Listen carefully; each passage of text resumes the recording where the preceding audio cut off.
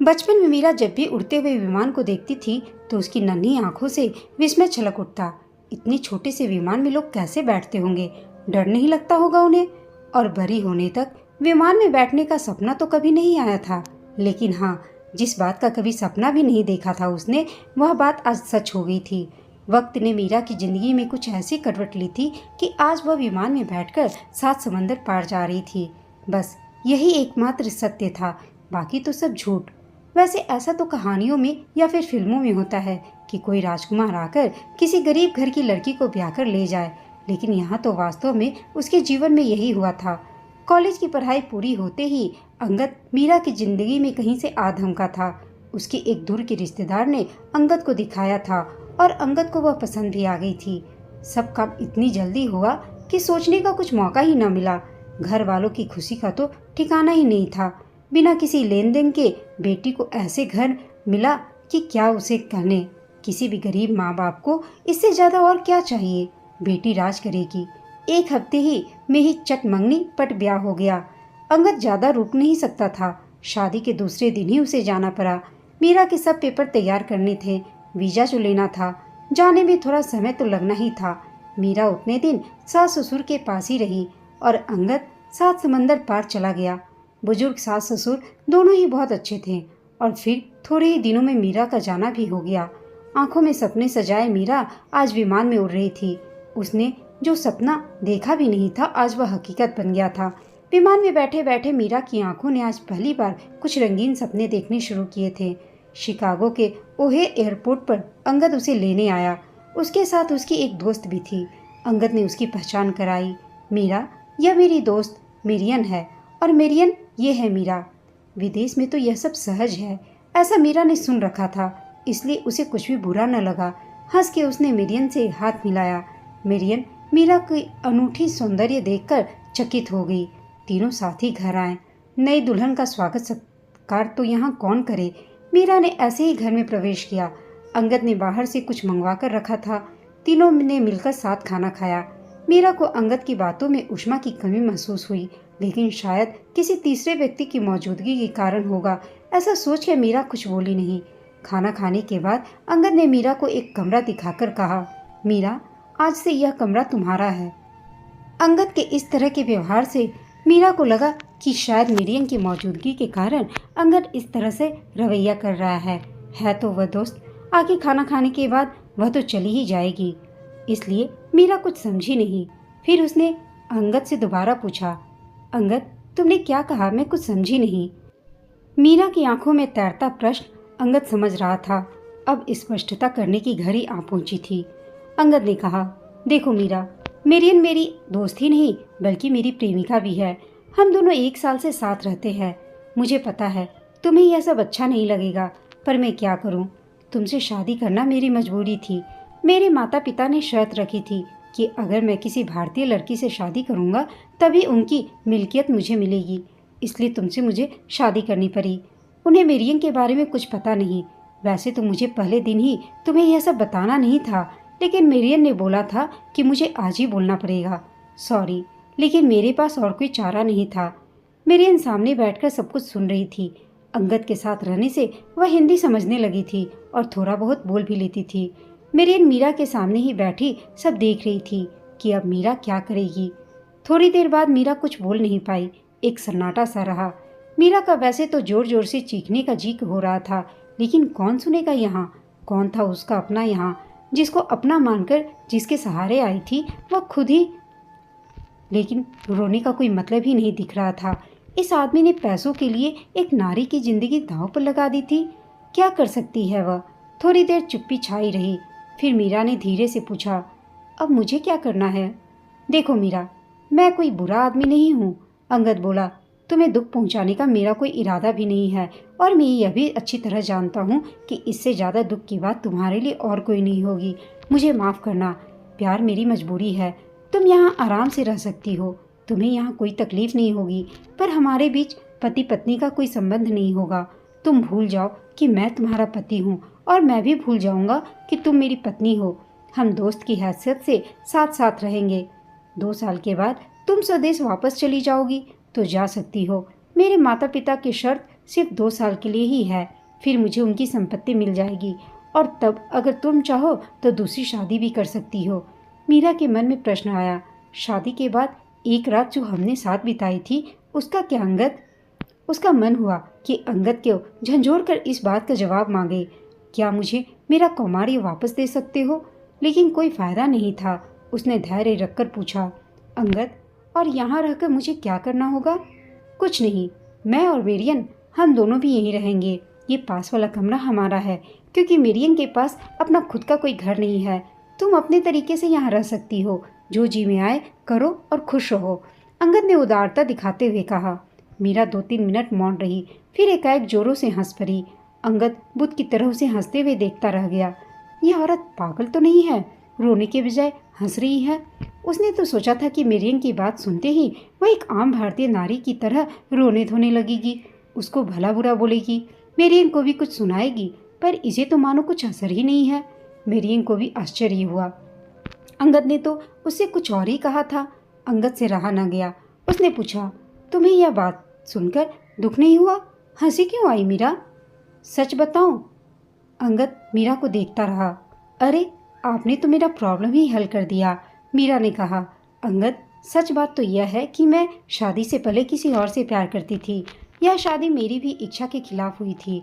मेरे प्रेमी माधव की पढ़ाई पूरी होने में अभी 2 साल बाकी है, इसलिए कैसे भी करके मुझे 2 साल तक प्रतीक्षा करनी थी।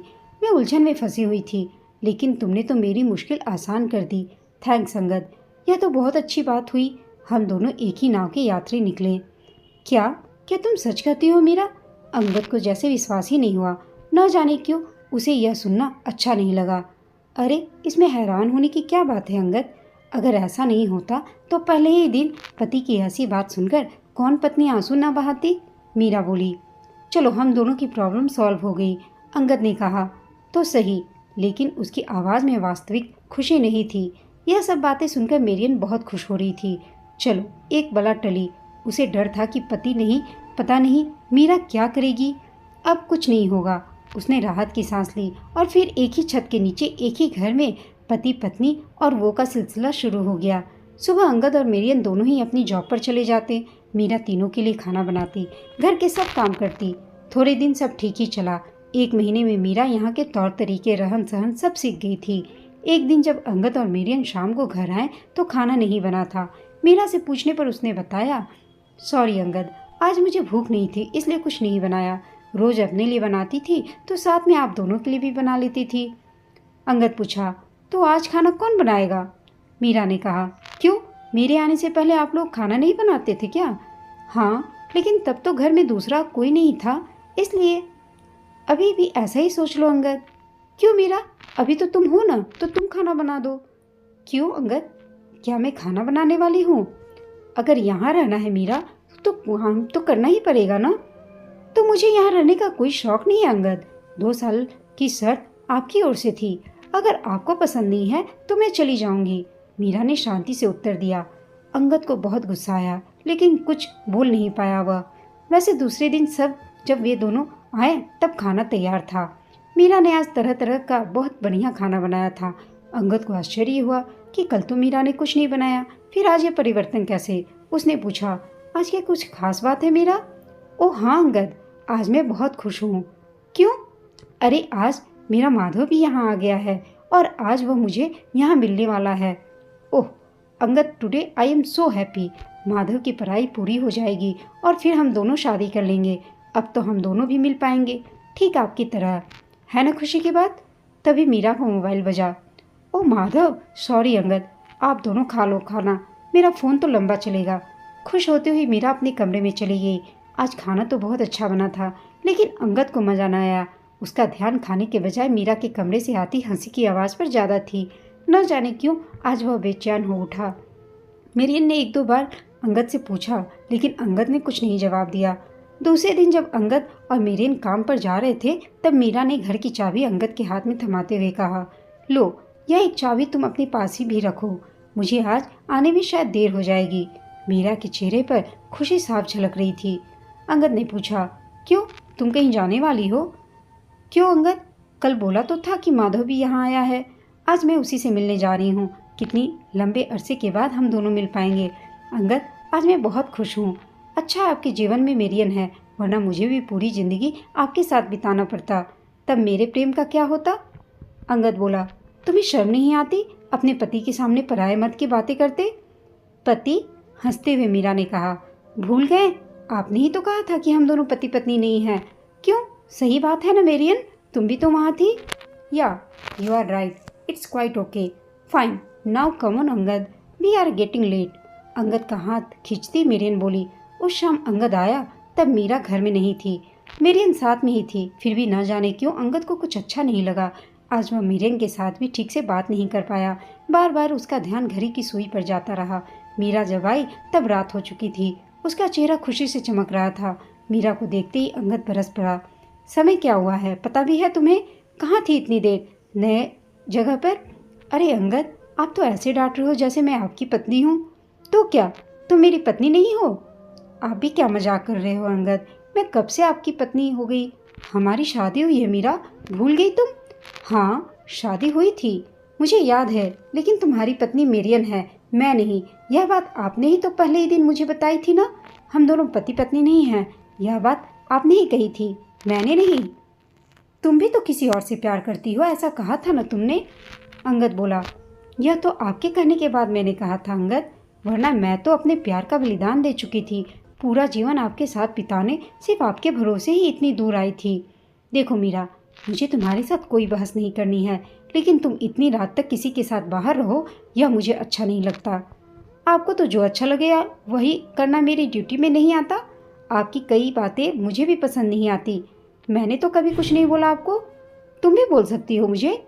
अंगद, ऐसा कोई हक आपने मेरे पास रहने ही नहीं दिया है। अब प्लीज़ आप जाओ, मैं बहुत थक गई हूँ, गुड नाइट।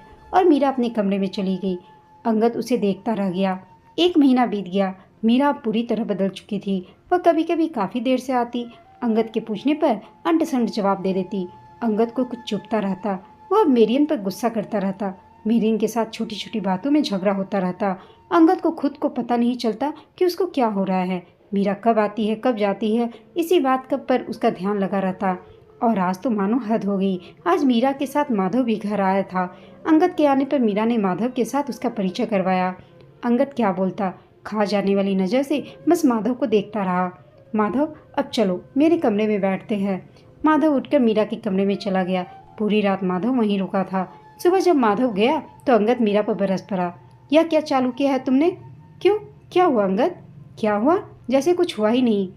पर मुझे हकीकत पता नहीं कि क्या हुआ है। कोई प्रॉब्लम है आपको? मीरा ने कहा, तुम्हारे कमरे में कल पूरी रात कोई गैर मर्द रुका था और तुम पूछती हो कि क्या हुआ? माधव कोई गैर मर्द थोड़ी ही है अंगद, मेरा होने वाला पति है। होने वाला होगा, अभी हुआ नहीं है। अभी मैं तुम्हारा पति हूँ मीरा। सॉरी अंगद, लेकिन आप मेरियन के पति हो।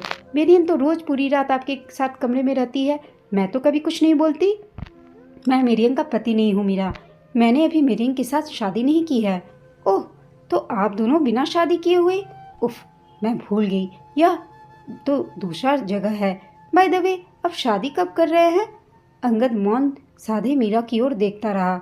बोला, मीरा, याद है शादी के बाद हमने एक रात साथ बिताई थी?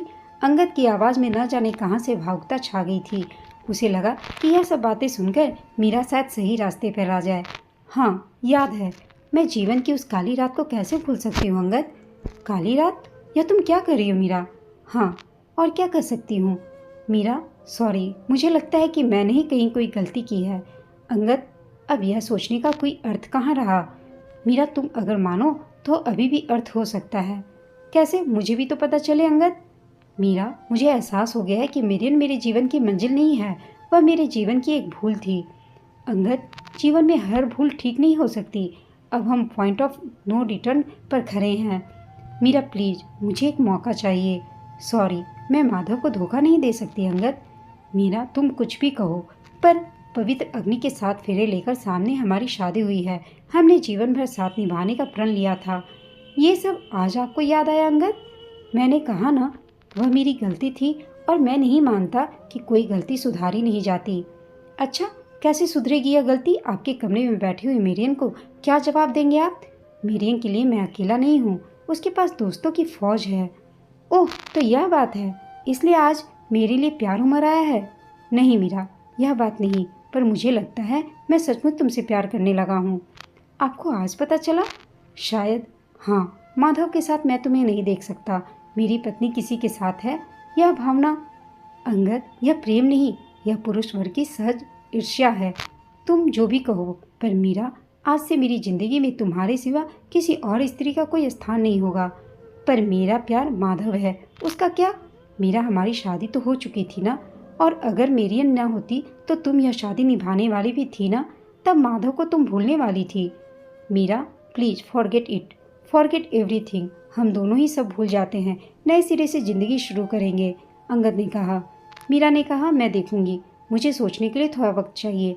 वैसे भी जब तक मेरियन घर में है तब तक तो सोचने का कुछ सवाल भी नहीं। यह सब मुझ पर छोड़ दो। मुझे मेरी गलती का पूरा एहसास हो गया है। और अगले 2 दिनों में मेरियन अंगद की ज़िंदगी से सदा के लिए चली गई। मीरा, अब क्या सोचा तुमने? अंगद ने पूछा। मैं आपको कल जवाब दूंगी। दूसरे दिन अंगद को मीरा का जवाब मिल गया था, एक पत्र के रूप में। अंगद, सॉरी, पर मैं हमेशा के लिए चली जाती हूँ। कहाँ? यह जानने का कोई हक आपको नहीं है। हाँ, जाने से पहले एक और बात, मेरी ज़िंदगी में कभी कोई माधव था ही नहीं। कितने सपने सजाए थे, मैं आई थी। मेरे दिल में दूर दूर तक अंगद के सिवा किसी और का अस्तित्व नहीं था। पर आपने जो आघात दिया, उसी आघात ने एक काल्पनिक माधव का सृजन किया, बस इतना ही। आपने जिस माधव को देखा वह वास्तव में मेरा भाई था। वह यहाँ अमेरिका में ही है। मुझे उसकी मदद मिल गई और हमारे नाटक में हम सफल भी रहे। अंगद, जीवन में सब भूल हम सुधार नहीं सकते। क्या आप मेरा बीता हुआ पल वापस दे सकते हैं? उस रात एक नारी ने पूरी श्रद्धा से अपने पति को अपना सर्वस्व अर्पण किया था। श्रद्धा का टूटना क्या होता है यह आप कभी नहीं समझ पाओगे। मेरे पूरे अस्तित्व में से उठे चित्कार को क्या आप कभी सुन सके? आज की स्त्री बदल चुकी है, यह एहसास दिलाने के लिए ही मुझे यह नाटक करना पड़ा। और एक दूसरा प्रश्न मैं आपसे पूछना चाहती हूँ, ऐसी कोई भूल जो मैंने की होती तो आप क्या करते? सिर्फ एक गलती समझकर मुझे माफ़ कर पाते? दे सकते हो सच्चा जवाब? ऐसी कितनी ही मीरा समाज में होंगी और हर मीरा को कोई माधव नहीं मिलता। आपको और आप जैसे सभी पुरुषों को अपने भूल का एहसास हो, यही बहुत है। मैं अब आपके साथ यह रिश्ता नहीं निभा सकती। और यह कहकर मीरा दूर चली जा चुकी थी माधव की ज़िंदगी से। दोस्तों, आपको यह कहानी कैसी लगी कमेंट करके बताइएगा।